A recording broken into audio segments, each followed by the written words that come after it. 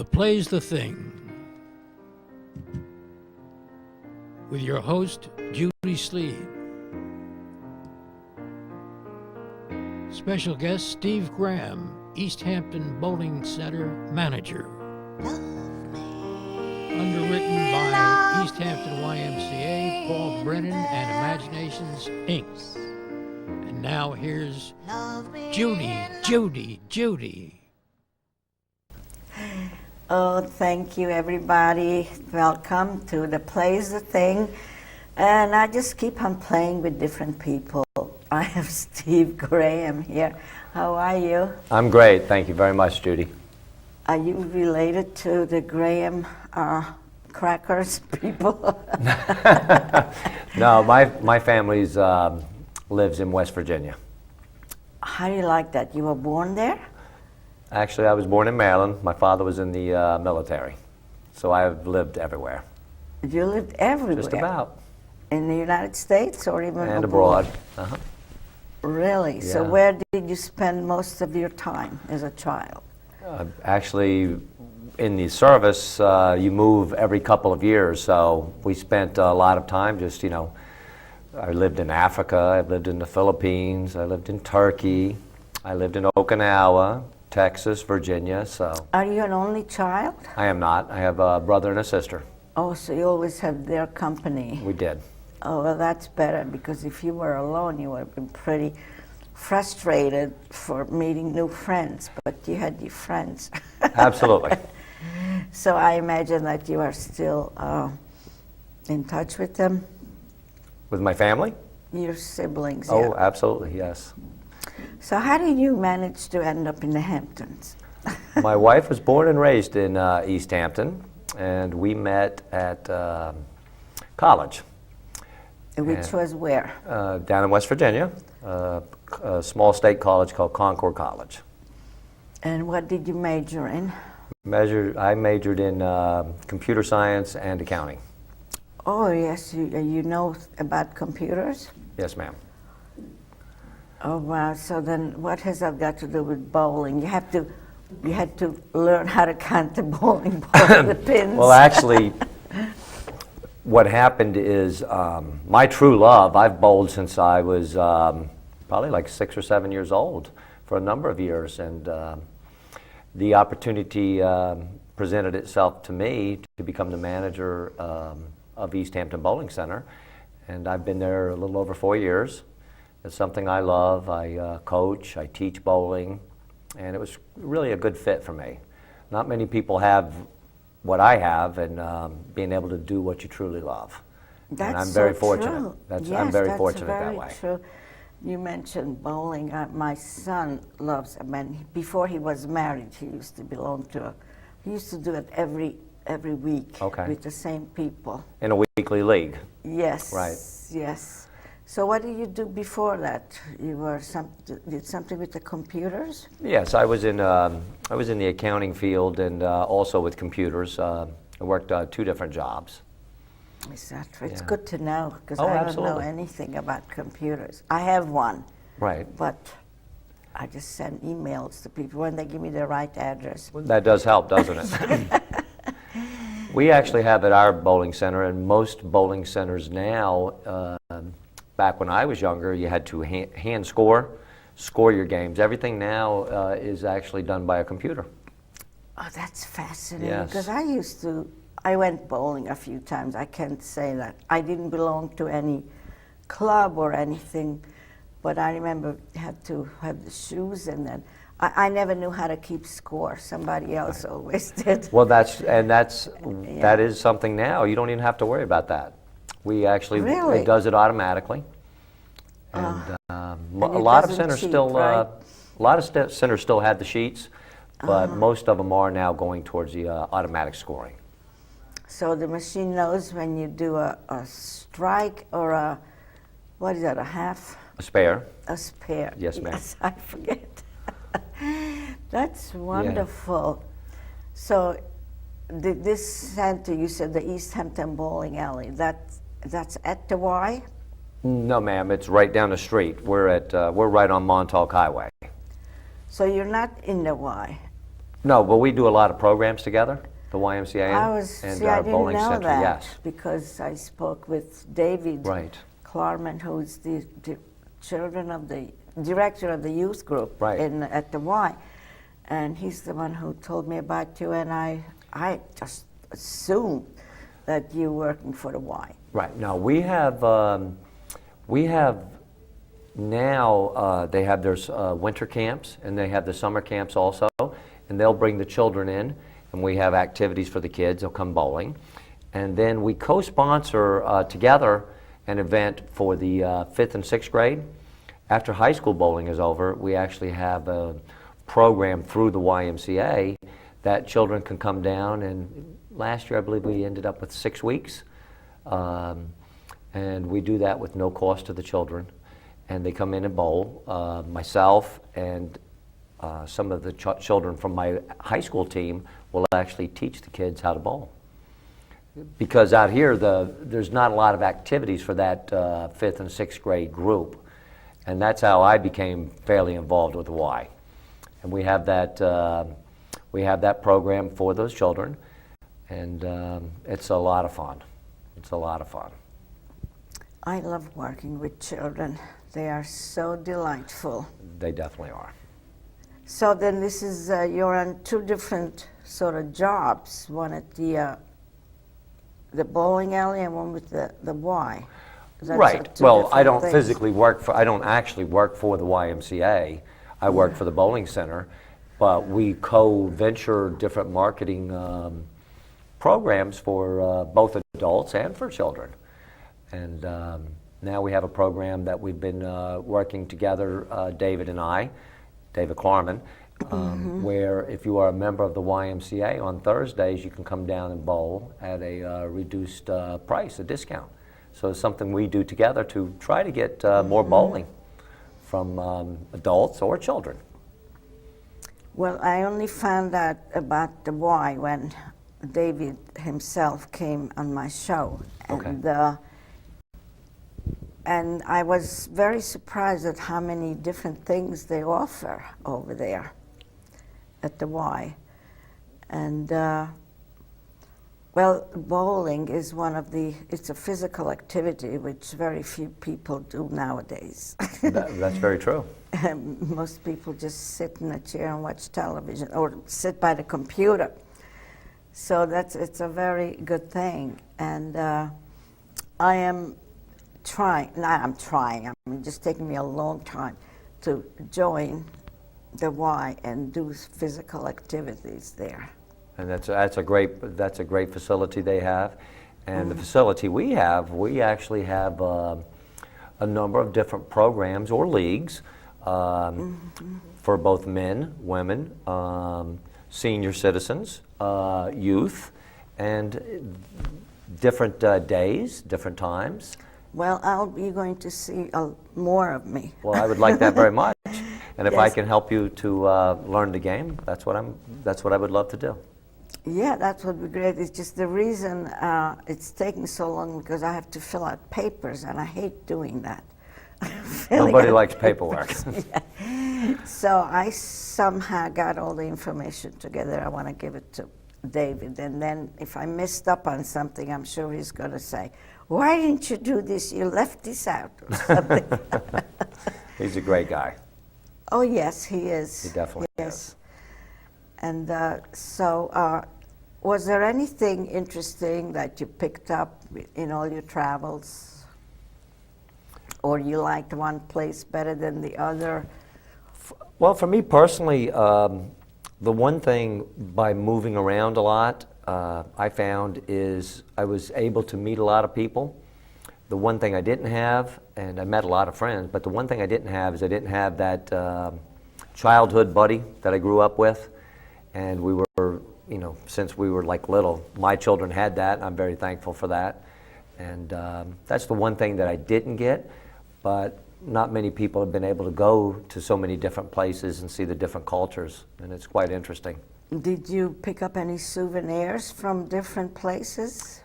Oh, absolutely. Most of the souvenirs that we have, I was a young child when we were traveling. Most of those souvenirs are at my parents' house. But we have different things from everywhere we've been, actually, from all the different countries, and my mom and dad have that. And you don't have any of it? Well, it's just a matter if I have to go down there and visit them, and they have it in their house. And Where is their house? they live in West Virginia. I see. Yes. Because I traveled some as an adult, and I always picked something up as a souvenir, and I used to send a postcard to my children from every place very where I good. went. And there, cannot remember anymore who it was, but somebody said that he used to go to places and he brought a spoon back, one of those souvenir spoons. Oh, yes. I've seen from those. every place. We have, like, my parents have different types of artwork that they've collected with the Japanese culture from Okinawa. They have these screens, and they have a beautiful screen that's inlaid with, I think it's ivory. But they have some jade pieces from Taiwan. It's chess set, different things like that. Dolls. My mother collected those, and those are all things that I guess will pass down to myself and my sister and brother. Did you learn any words, different languages? We learned as we were traveling. Of course, this is a number of years ago. When we were visiting different countries, we did learn some of the language, and but not now. I couldn't speak any of it. No. You can't even remember any one word? Not really. No. No? I was like a teenager, and that was a number of years ago. And it's just like it's something that you don't use every day. Oh, I know, you forget. Right. You do forget. And if you don't use it. I mean, I always challenge myself. How many languages can I say yes or no? Right. Or a hello, goodbye?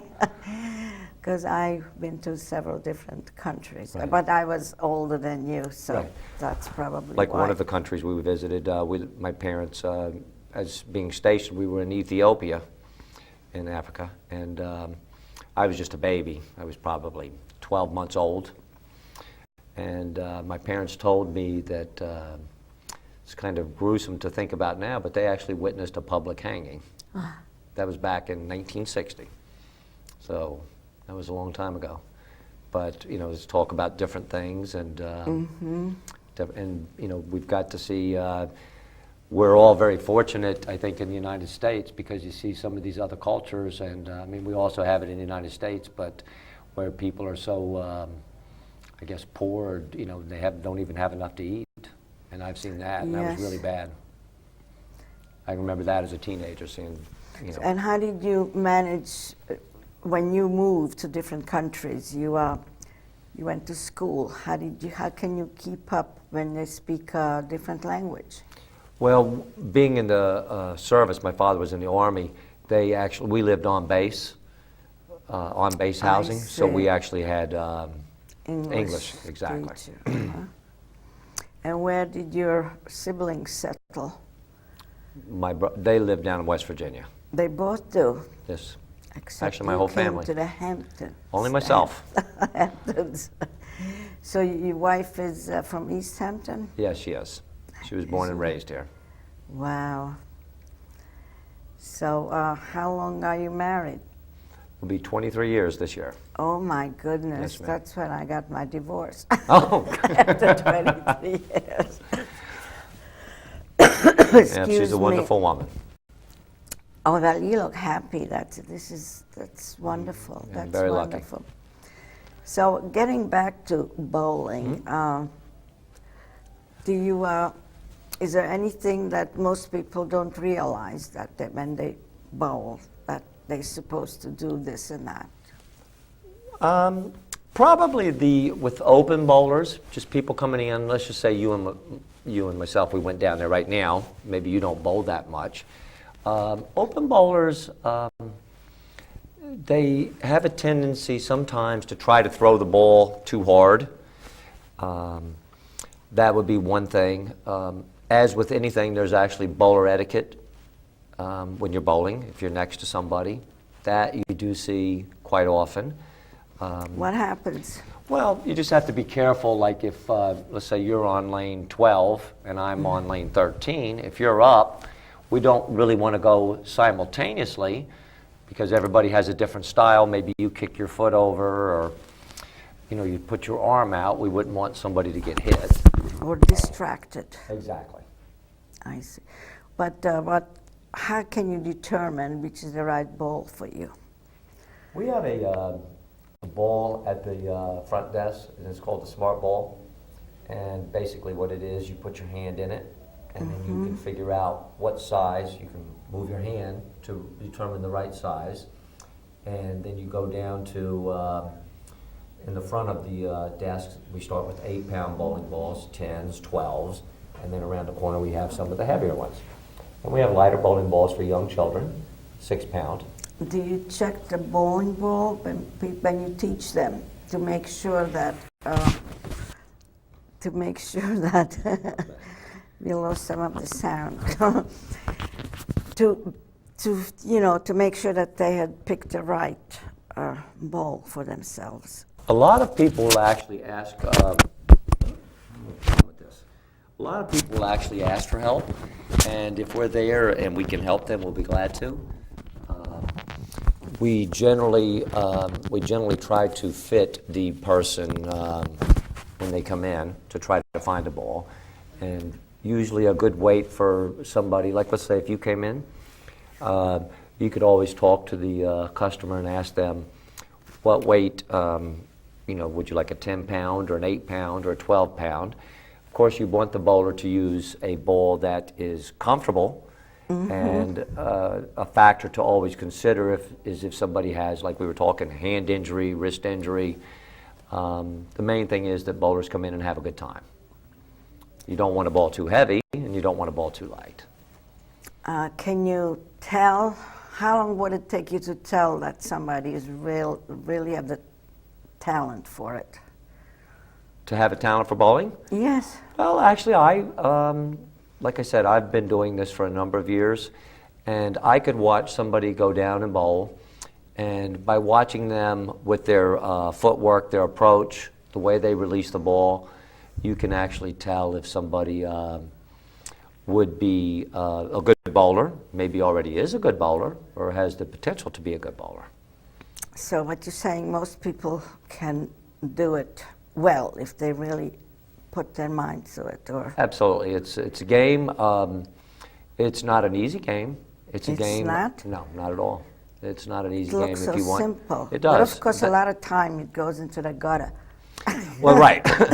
The main thing, it's not a simple game if you want to become very, very good at the sport.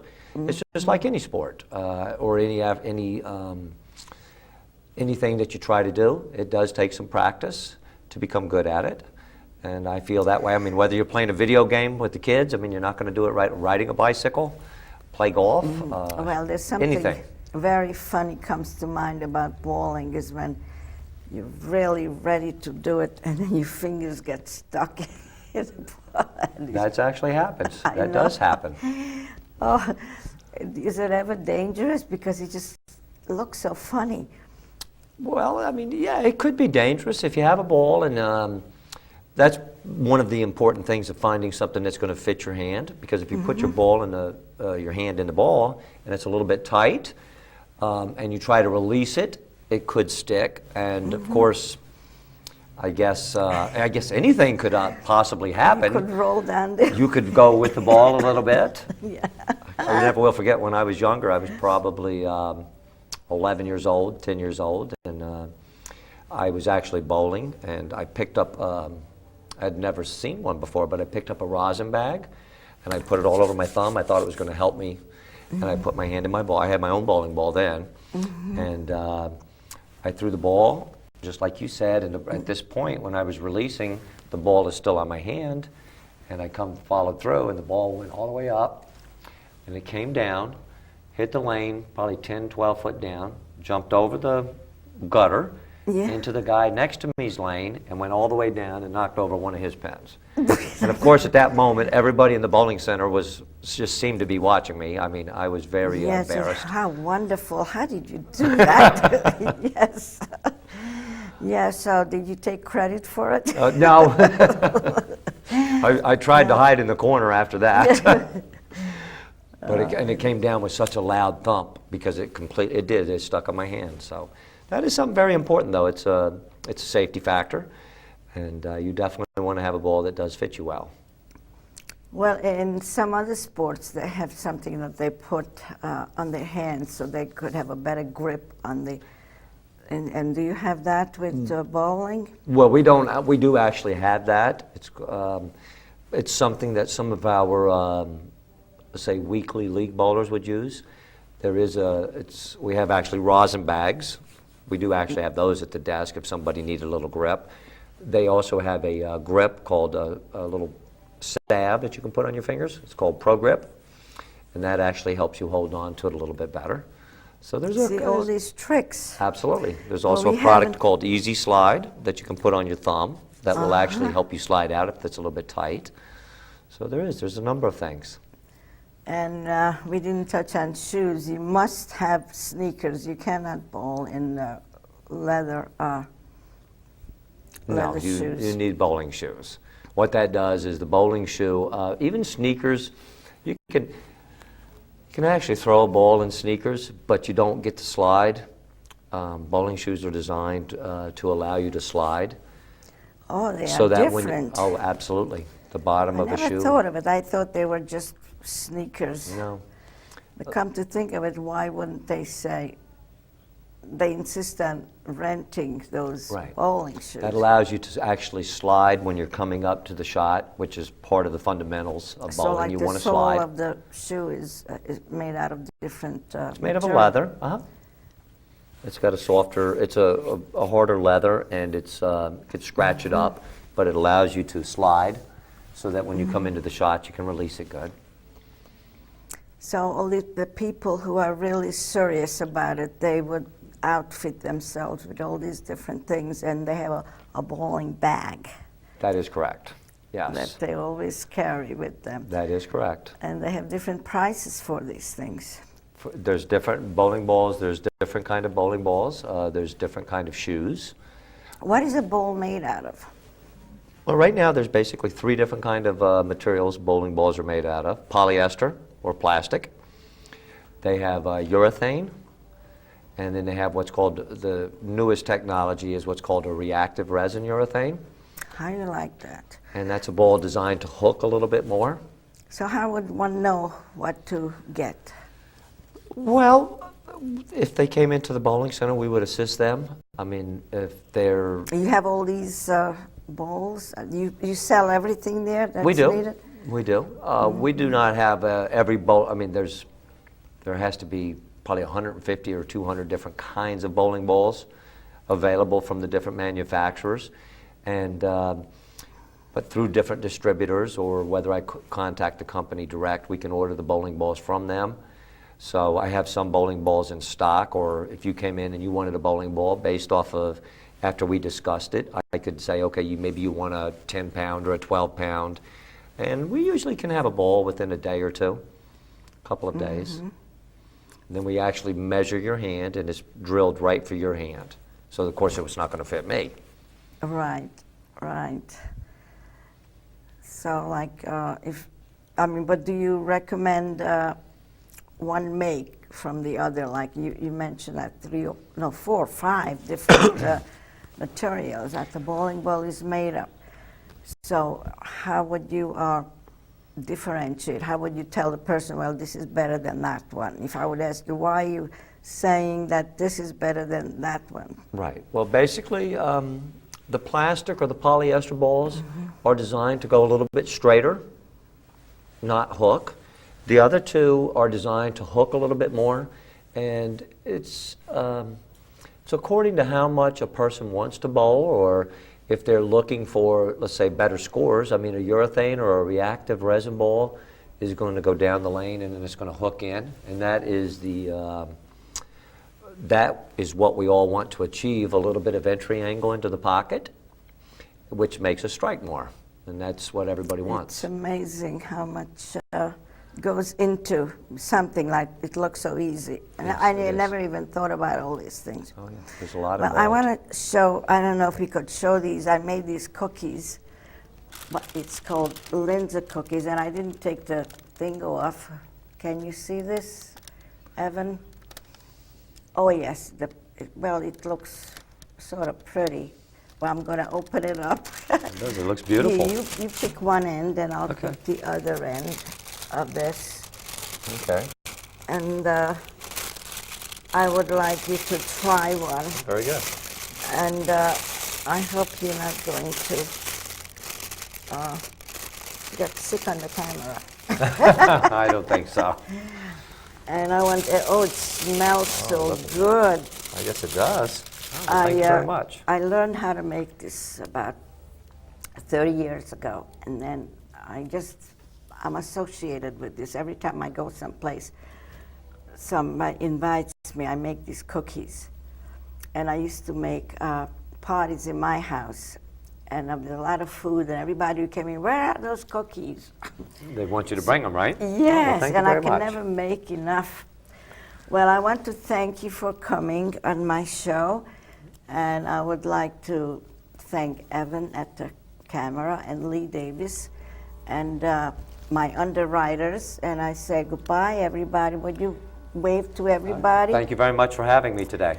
And you could watch for the Plays the Thing in different locations and different channels in Riverhead area and Manhattan Cable once a week, Tuesdays.